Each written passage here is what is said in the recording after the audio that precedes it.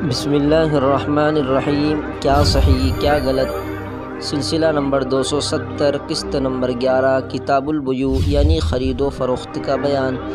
از افادات حضرت مولانا مفتی اسامہ صاحب دامت برکاتہم العالیہ، استاذ حدیث جامعہ اسلامیہ تعلیم الدین ڈابیل، آواز و پیشکش محمد شہزاد اورنگ آبادی۔ مسئلہ نمبر 807، غلط مسئلہ، ادھار یا قسطوں پر بیچنے کی وجہ سے قیمت میں اضافہ کرنا جائز نہیں۔ صحیح مسئلہ، جائز ہے بشرطے کہ مجلس میں ہی عقد کی نوعیت اور اجرت کی تعین ہو جائے۔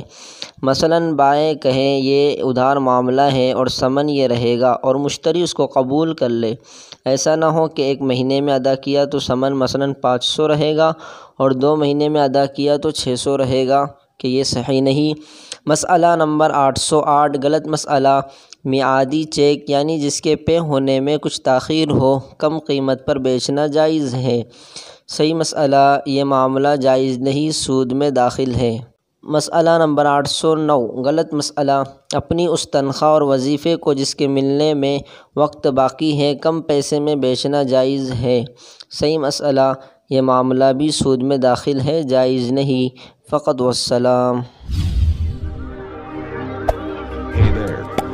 Subscribe to my channel and also press this bell icon.